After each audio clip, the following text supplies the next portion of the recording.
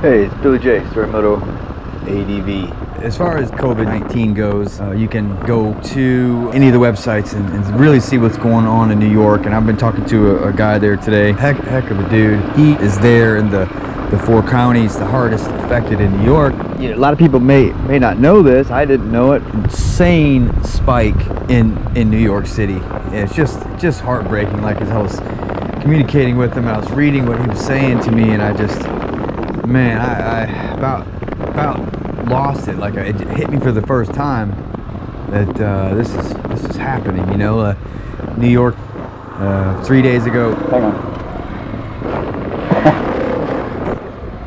It was about 16.5. It's over 30,000. And the shocking thing about it is 28,000 of those roughly as of whatever 8 o'clock Wednesday. Now 91% of those are in 4 counties, just right all around New York City as the hub. And he explained why to me that this was so, in his understanding and his speculation. And he's a really intelligent guy and really well spoken, and he really clarified the points. And it basically just comes down to 2 factors. Is one, just the interconnectedness of everything there in terms of transportation, how people live, the elevators, you know, everybody's pressing the buttons, and it's just a tight thing. And all of their food comes through the city. They have the international hub there, JFK, and it's just, you know, it's kind of like the perfect storm. And as he calls it, because they are going first in terms of they are clearly the ones that are going to let the rest of the nation know how this plays out.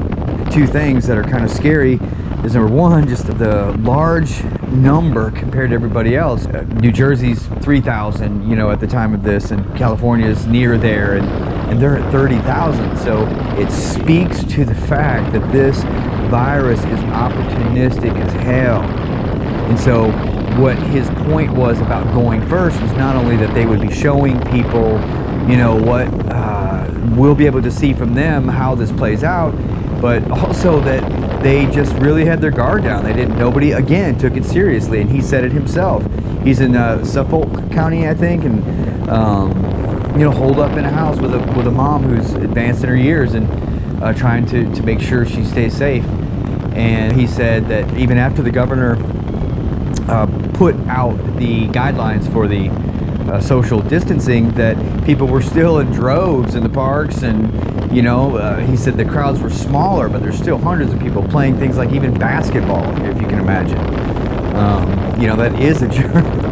There's a sweaty ball, and it's just sad. And they are trying to work out deals with other states because they know they're about to need a crap ton of ventilators, and that's not working out. And hey, mark this prediction here. And man, I hate to even say this, but I already sense it, because Bonnie was telling me about an article she read where New York was supposed to get, and these numbers could be a little wrong, but New York was supposed to get like 30,000 ventilators or something to that effect. They were sent 2,000, and from another state. And kind of what the arrangements are between the states is, as I understand it, again, I'm not in those conversations, but where, from what I've heard and read, it seems that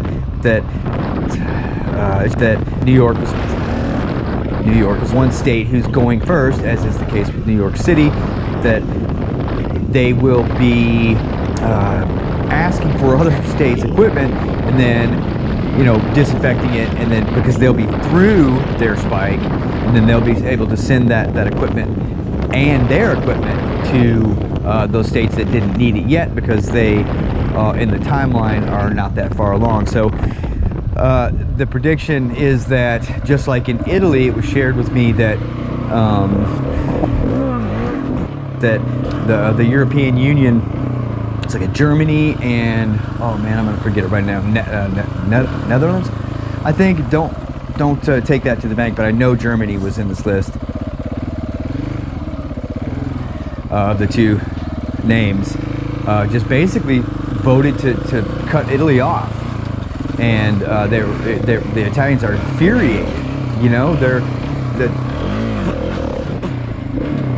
they're in this European Union anyway that doesn't serve anything but the European Union banks and things. So they're just kind of forced into this system that doesn't work for them. And here, the first time they needed each other, they were cut off. And that's sad, and I hope that doesn't happen between the states, but I couldn't help but draw the correlation between the promise of X amount of ventilators and then a fraction of them being sent, because everybody's, you know, terrified they're going to need their own equipment. When will we need it? I get that, but at the same time, a deal's a deal. And so I just wonder what desperation will bring out in people, even on our soil. So that are two freaky things to me. None of that was the point of this moto vlog, though. The point of this moto vlog is to quickly address two things. One of them kind of sucks to address, and one of them is an opportunity that we have, I see in this, and I hope comes of everything that we're trying to navigate through. It's all different now, so let's do it right. Story Moto out.